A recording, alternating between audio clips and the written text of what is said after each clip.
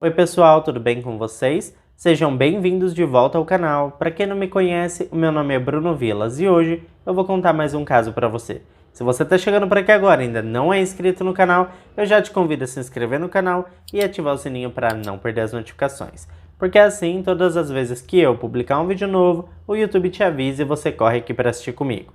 Me segue também nas redes sociais, porque por lá eu tô sempre interagindo com vocês e também postando conteúdos novos. Eu tô em todas as redes como @thebrunovilas. Mas agora vamos pro que interessa e bora pro caso de hoje.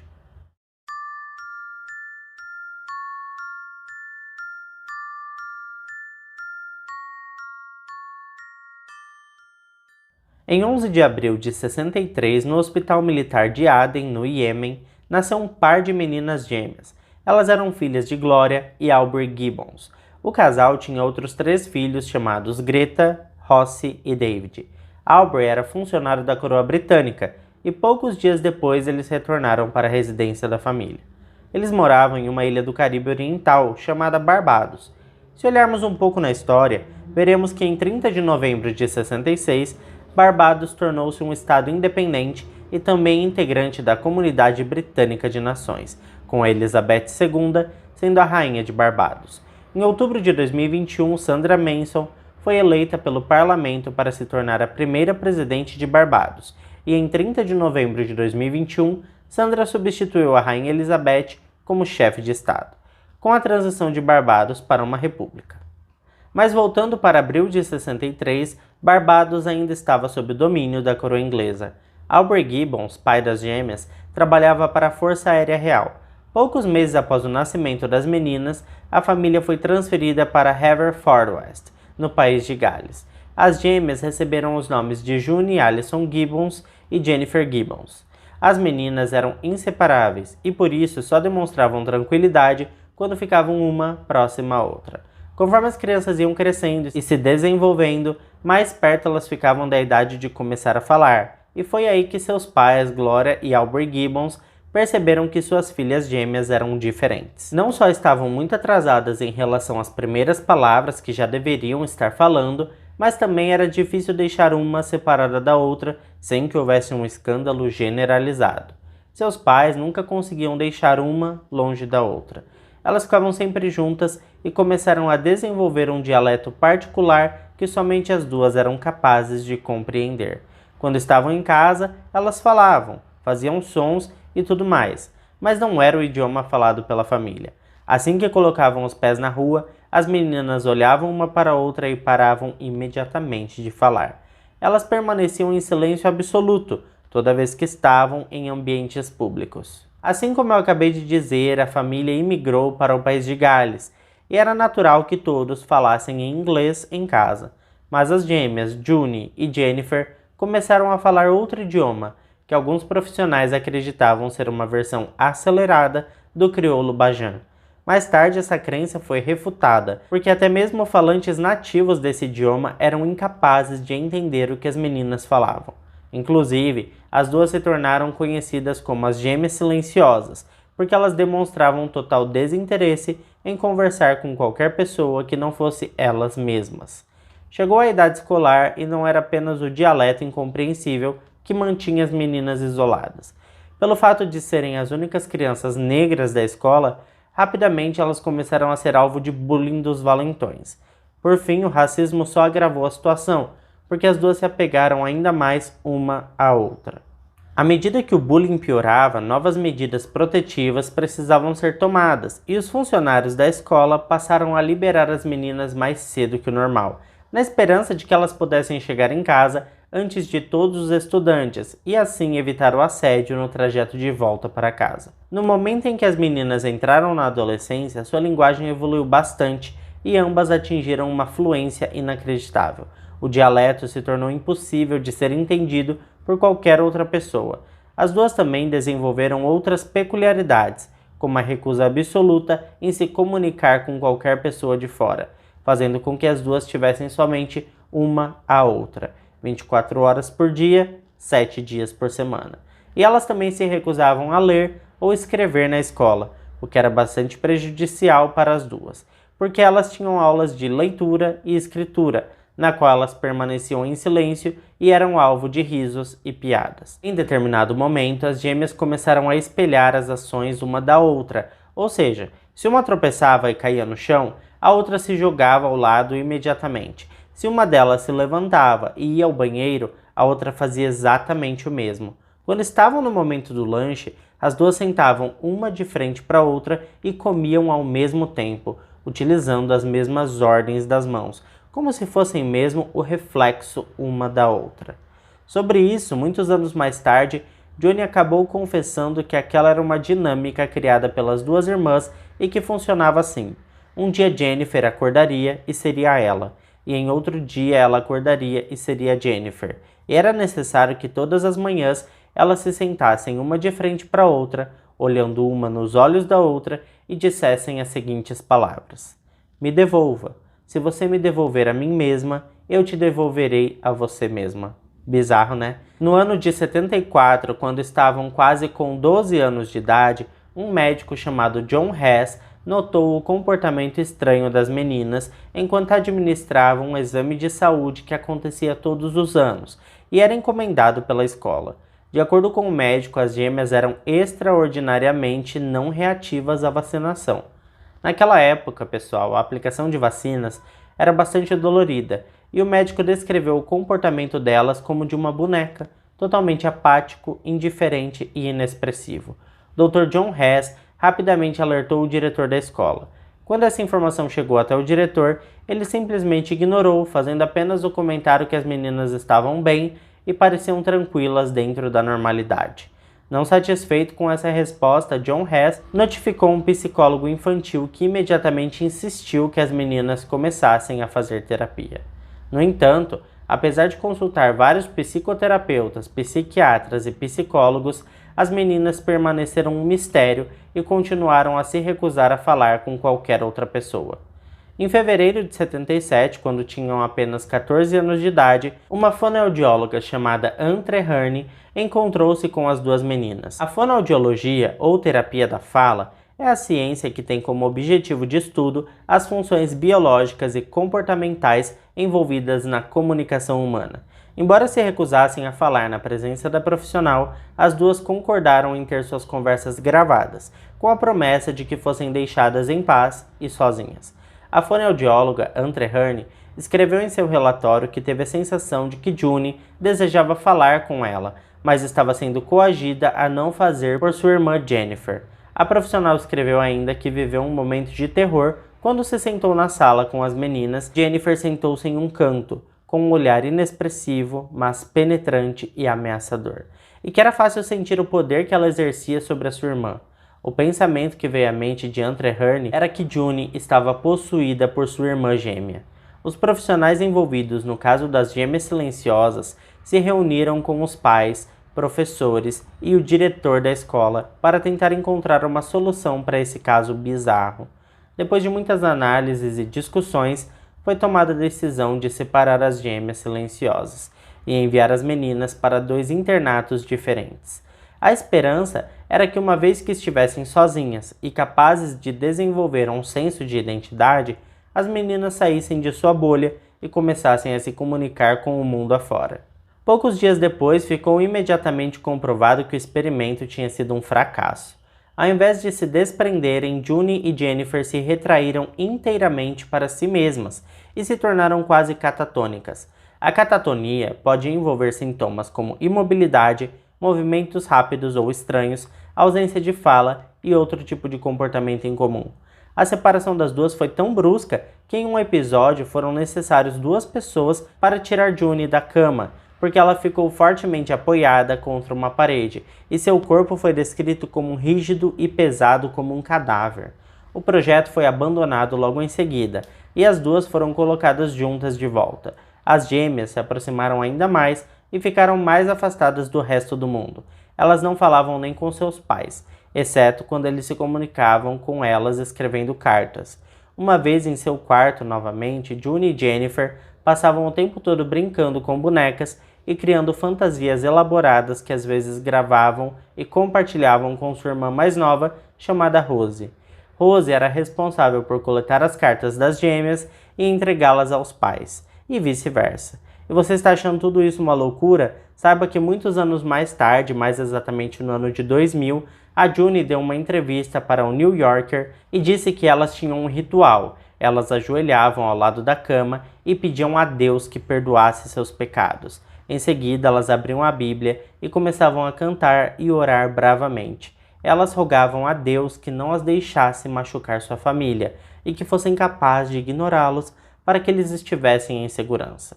Por fim, elas pediram a Deus que lhes desse força para conversar com a mamãe e o papai, mas elas não conseguiam, era muito difícil. Assim que ganharam um par de diários de presente de Natal, as gêmeas silenciosas começaram a escrever suas peças e fantasias e desenvolveram uma paixão pela escrita criativa.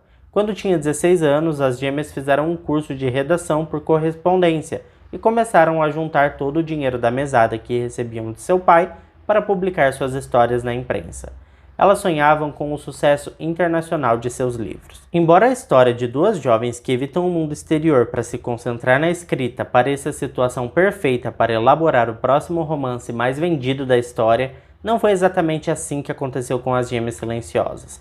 Os temas de seus romances autopublicados eram tão estranhos e preocupantes quanto o comportamento das duas irmãs. A maioria das histórias que elas escreviam se passava nos Estados Unidos, mais especificamente em Malibu, e girava em torno de pessoas jovens e atraentes que cometiam crimes horríveis. Somente um romance escrito pelas irmãs foi impresso, intitulado The Pepsi Cola Addict.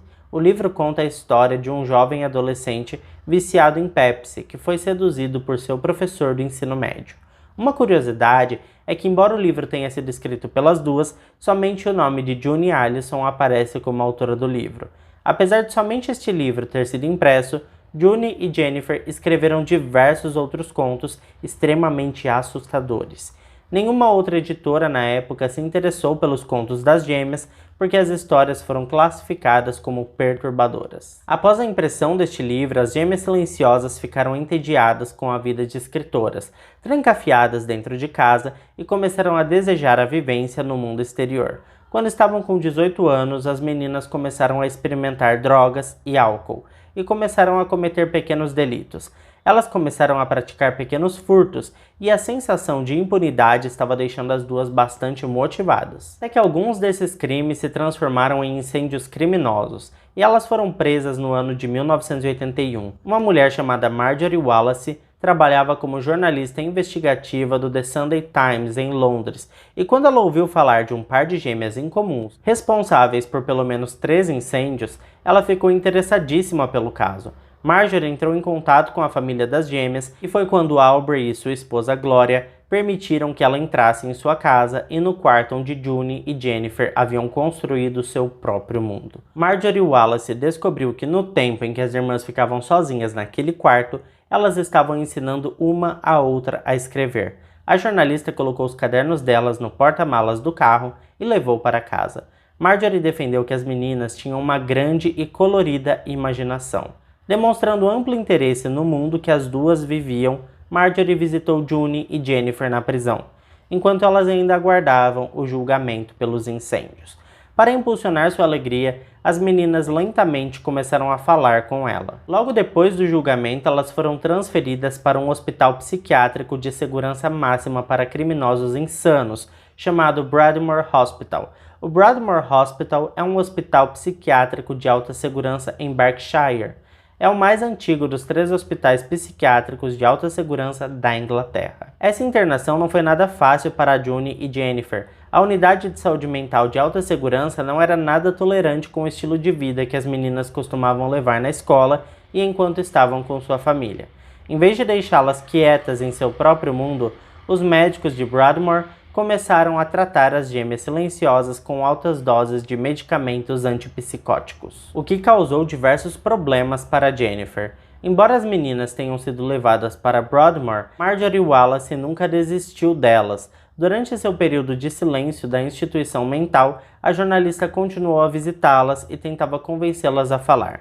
Pouco a pouco, ela foi entrando no universo das meninas. Marjorie contou que sempre gostou de visitar as gêmeas porque elas tinham um grande senso de humor irônico. Elas adoravam ouvir piadas e muitas vezes passavam todo o horário da visita apenas dando várias risadas bem alto. Todavia, Marjorie começou a descobrir uma escuridão dentro de cada uma delas. Assim que leu os diários de June, ela descobriu que June se sentia possuída por sua irmã e que se referia a ela como uma sombra escura. Por outro lado, os diários de Jennifer revelavam que ela pensava em June e em si mesma como sendo inimigas fatais e descrevia sua irmã como um rosto da miséria, da decepção e do assassinato. As pesquisas da jornalista em torno do caso revelaram um desprezo profundo que existia entre as duas, apesar do vínculo aparentemente inabalável e sua aparente devoção uma com a outra. As meninas registravam em suas anotações particulares o medo que uma sentia da outra por todos esses anos de convivência. Na grande maioria das vezes, June demonstrava ter mais medo de Jennifer e Jennifer parecia ser a força dominante. Nos estágios iniciais do relacionamento das três, Marjorie percebia que June parecia querer falar com ela. Com o passar do tempo, conforme seu contato com as gêmeas se tornava mais forte, Marjorie percebeu o aparente desejo de June de se distanciar de Jennifer e os modos dominadores com os quais Jennifer controlava a situação. Por mais de 11 anos, as meninas viveram no hospital, e seus únicos momentos de paz eram os momentos nos quais elas recebiam a visita de Marjorie, ou quando preenchiam páginas e mais páginas em inúmeros diários que lotavam as estantes de seu quarto. Tempo depois, June falou sobre sua estadia naquele hospital, mas não é possível saber o que era real e o que era imaginário, porque ela contou que ficaram quase 12 anos naquele inferno, porque elas se recusavam a falar. Ela contou ainda que foram até o médico e disseram que todos queriam que elas conversassem, então elas estavam ali conversando e já poderiam sair dali. Ele respondeu que elas não sairiam daquele lugar e que ficariam ali por mais de 30 anos. June conta que ela e sua irmã perderam as esperanças e escreveram cartas para o Ministério do Interior e, como não obtiveram respostas, elas escreveram uma carta para a Rainha Elizabeth, pedindo-lhe que concedesse o perdão real e que as tirasse de lá, mas apesar de todos os esforços, elas permaneceram presas. A verdade é que ninguém sabe dizer se essas cartas foram mesmo escritas ou se eram só anotações dos diários das gêmeas. Os médicos de Broadmoor, assim como Marjorie Wallace, estavam pressionando para que as meninas fossem enviadas para algum lugar menos intensivo e finalmente conseguiram uma vaga na Caswell Clinic, no país de Gales, em 93. Nos dias anteriores à mudança, Marjorie visitou as gêmeas como fazia todo fim de semana. Elas estavam tendo uma conversa alegre quando, de repente, no meio da conversa, Jennifer disse: Marjorie, Marjorie, eu vou ter que morrer. Marjorie retrucou que ela estava sendo boba e que as duas estavam prestes a serem libertadas de Broadmoor. Ela então perguntou a Jennifer o porquê ela iria morrer, se ela nem doente estava. A garota respondeu seriamente: porque nós decidimos. Foi somente neste momento que a jornalista percebeu que ela estava falando sério e que as meninas estavam se preparando para a morte de uma delas havia algum tempo já. Era como se elas estivessem chegando à conclusão de que uma tinha que morrer para que a outra pudesse viver de verdade. Após essa estranha visita com as meninas, Marjorie alertou seus médicos sobre a conversa delas, mas os médicos disseram para ela não se preocupar porque as meninas estavam sob supervisão. Mas na manhã seguinte, enquanto as meninas deixavam Broadmoor, Jennifer relatou que não estava se sentindo muito bem. As duas observaram os portões de Broadmoor se fecharem de dentro do vagão de transporte, quando Jennifer deitou a cabeça no ombro de June e disse: finalmente estamos livres. Ela então entrou em algum tipo de coma. Menos de 12 horas depois, ela já estava sem vida. Quando chegaram no país de Gales, um médico tentou socorrer a jovem, mas já era tarde demais. Às 18h15 daquela noite, Jennifer Gibbons foi declarada morta devido a uma inflamação repentina do coração. Ela tinha apenas 29 anos e aquela inflamação repentina não fazia nenhum sentido. Não havia evidências de veneno em seu sistema ou qualquer outra coisa em comum. Aquela era claramente uma morte misteriosa. Os médicos da clínica Caswell sugeriram que os medicamentos dados às meninas em Broadmoor poderiam ter desestabilizado o sistema imunológico de Jennifer. Essa teoria foi logo combatida porque June recebeu os mesmos medicamentos e estava em perfeita saúde. Após a morte de sua irmã, June escreveu em seu diário: hoje minha amada irmã Jennifer morreu. Ela está morta, seu coração parou de bater, ela nunca vai me reconhecer. Mamãe e papai vieram ver seu corpo. Beijei seu rosto cor de pedra. Marjorie visitou June várias vezes após a morte de Jennifer e encontrou a jovem de muito bom humor e disposta a conversar. Daquele momento em diante, parecia que June era uma nova pessoa. Inclusive, ela contou a Marjorie como a morte de Jennifer a abriu e permitiu que ela fosse livre pela primeira vez. Ela contou como Jennifer teve que morrer e como elas decidiram que uma vez que ela morresse, seria responsabilidade da June viver para outra. June recebeu a alta do hospital pouco tempo depois, como se ela tivesse sido milagrosamente curada de tudo. E os anos se passaram e ela ainda mora no Reino Unido, não muito longe de sua família. Ela se reintegrou à sociedade e fala com quem quiser ouvi-la. June vive atualmente em uma casa de repouso no centro da cidade, e quando perguntada do porquê ela e sua irmã se comprometeram a ficar em silêncio por quase 30 anos de suas vidas, June respondeu simplesmente que fizemos um pacto, dissemos que não íamos falar com ninguém, paramos de conversar completamente e falávamos apenas entre nós duas, em nosso quarto, no andar de cima da casa. E agora eu quero saber de vocês o que vocês pensam sobre esse caso. Será que o problema era mesmo a Jennifer? O que será que pode ter acontecido para essa morte tão misteriosa dela, né? Será que uma irmã matou a outra? Será que elas sabiam de algum veneno que não pudesse ser descoberto? Deixa aqui pra mim nos comentários o que você acha sobre esse caso.